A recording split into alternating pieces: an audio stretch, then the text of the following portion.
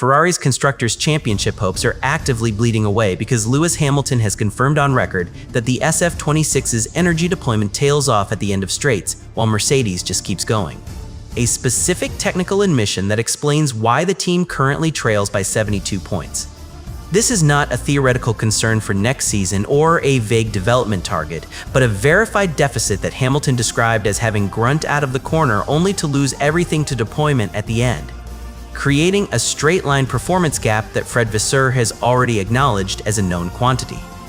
The shocking part isn't just that Ferrari lacks top speed, but that Hamilton's diagnosis reveals a fundamental energy management failure that persists despite the ADU01 upgrade delivered in Austria, raising the uncomfortable question of whether the upcoming ADU02 turbo redesign at Monza can actually fix a problem that feels more systemic than a simple hardware swap. Why does this specific deployment characteristic matter so much right now? Because there is a conflicting narrative circulating about a potential software bug from Miami that suggests the issue might be code rather than combustion, yet nobody at Maranello has validated that theory, leaving fans and analysts stuck between Hamilton's confirmed sensation of tailing off and an unverified claim of a 200-meter battery cutoff that could change everything if true. Hamilton put it bluntly via Planet F1 when he said they have got to look at why and how they can improve that tailing off, a direct quote that signals the team still doesn't have a complete answer, even deep into the 2026 campaign. He knows it, we know it, rivals exploit it. That brutal honesty from a 7-time champion inside the Ferrari garage transforms what looked like a standard power unit deficit into something far more concerning for the Scuderia's title ambitions. When you combine his admission with the fact that Ferrari is burning through their additional development and upgrade opportunities allowance just to chase basic parity, the 72-point gap starts to look less like bad luck and more like the mathematical result of a deployment strategy that fundamentally mismatches the 2026 regulations.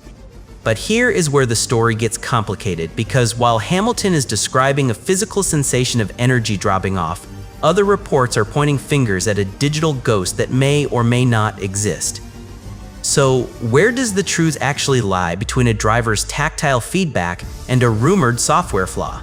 The answer determines whether the new Garrett turbine arriving at Monza is a genuine cure or just another expensive bandage on a wound that hasn't been properly diagnosed. Charles Leclerc has already characterized the incoming step as not a revolution, but a step in the right direction, which sounds optimistic until you remember he also demanded to understand exactly what happened after losing too much performance compared to Saturday earlier in the year. That tension between incremental progress and unresolved mystery is exactly what makes Hamilton's latest comments so critical to unpacking right now. The distinction Hamilton draws between corner exit traction and straight-line sustainability is the key technical detail that separates this 2026 Ferrari problem from generic engine complaints of previous eras. When he tells Planet F1 that it feels like you have got the grunt coming out of the corner, but it is just deployment at the end, he is effectively ruling out mechanical grip or turbo lag as the primary culprit for their straight-line deficit. This specific phrasing matters because the SF26 was originally designed with a smaller turbo to reduce launch throttle lag, a compromise that Fred Vasseur admitted was neutralized by the FIA's new 5-second pre-start procedure. Yet Hamilton's feedback suggests the issue has mutated into an energy management ceiling rather than a spool-up delay. Turbo spins up, power drops, battery empties. That sequence is what makes his admission so damaging, as it confirms the car generates sufficient initial torque but cannot sustain the electrical harvest phase needed to match Mercedes through the speed traps. Have you ever wondered why a team would deliberately choose a smaller compressor wheel if they knew top-end deployment would suffer? The answer lies in the 2026 regulatory shift that prioritized drivability off the line, a bet that backfired when the pre-start procedure changed, leaving Ferrari with a power unit architecture that excels in the first 3 seconds of acceleration, but hemorrhages performance in the final 200 meters, where championships are often won or lost. This tailing off sensation Hamilton describes is not merely a driver preference, but a measurable physics problem tied to how the hybrid system allocates stored energy versus instantaneous generation. Mercedes keeps going because their deployment strategy likely maintains a higher state of charge or utilizes a more efficient MGUK recovery map that doesn't hit the same clipping point Ferrari experiences mid-straight. So where does that leave us right now regarding the gap between perception and telemetry? It leaves us looking at a 72-point constructors deficit that correlates directly with circuits featuring long, full throttle zones, validating Hamilton's sensory input as a legitimate engineering crisis rather than setup sensitivity.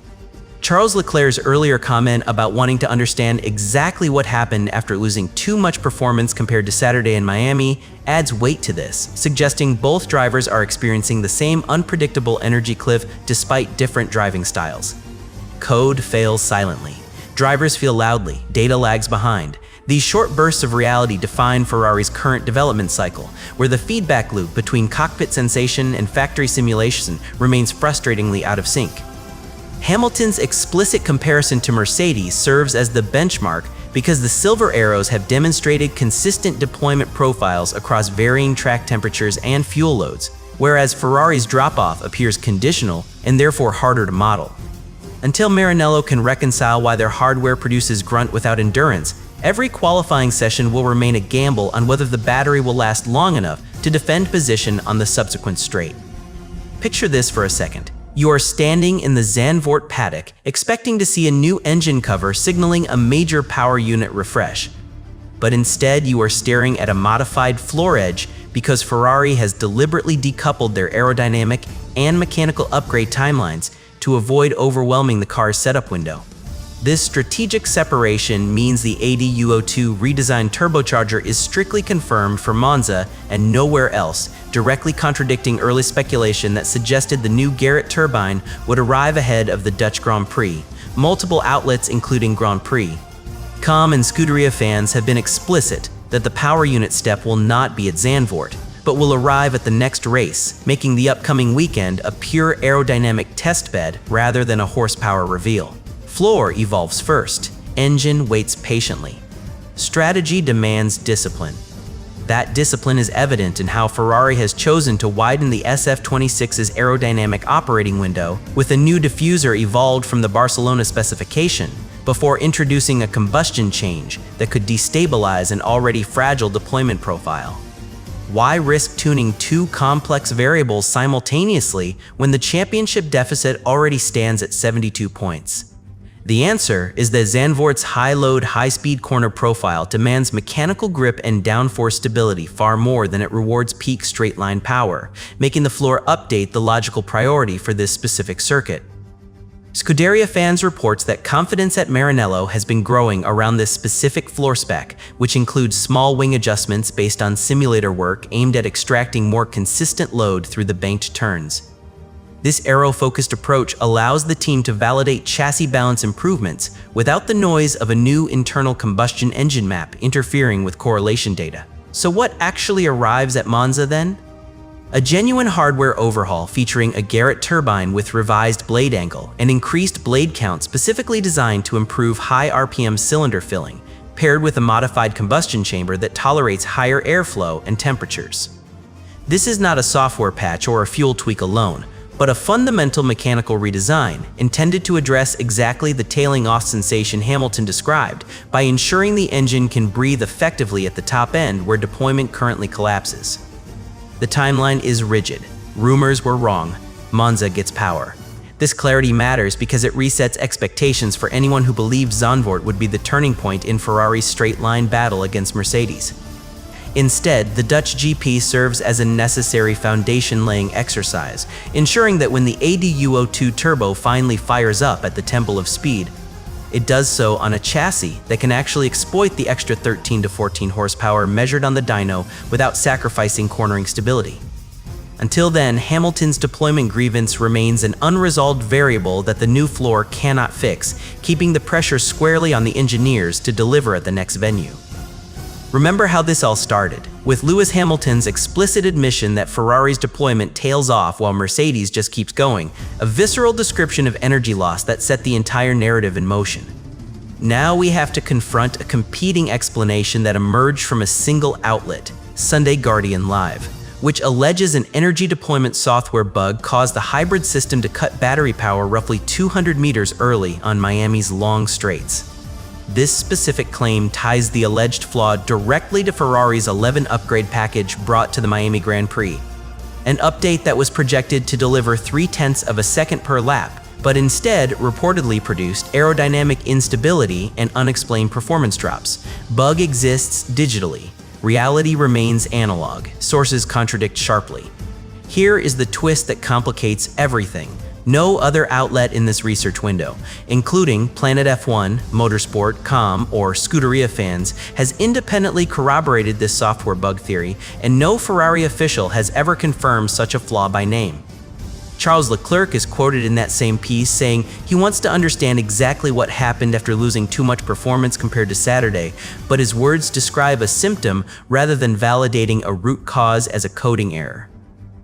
This uncertainty forces us to treat the Miami bug allegation not as established fact, but as a narrative fork in the road that fundamentally changes how we interpret every subsequent development decision. If it is merely a rumor, then Hamilton's original diagnosis of a physical deployment ceiling stands unchallenged, and the ADU02 turbo redesign targeting Monza becomes the only logical cure.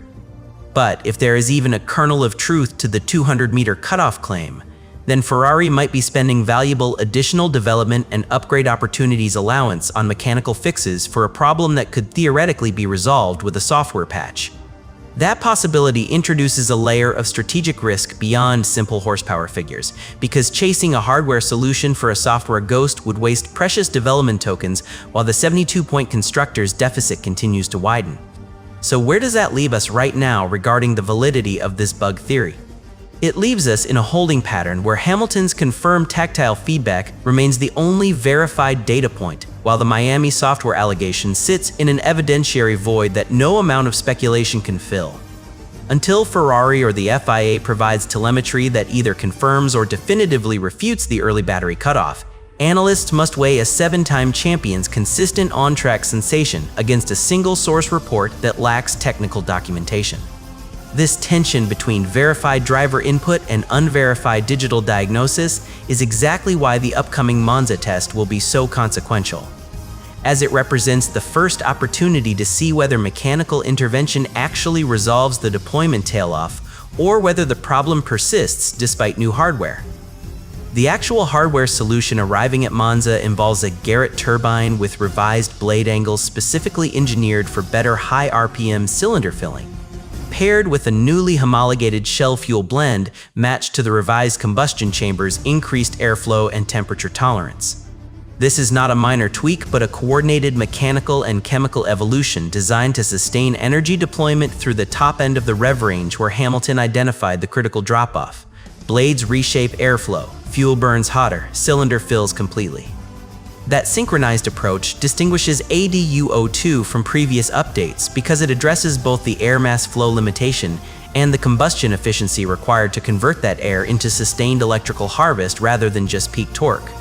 Under 2026 regulations, fuel suppliers can evolve blends year to year within FIA limits, which is why Ferrari and Shell can pair a fuel change with hardware modifications instead of being locked into a single specification all season.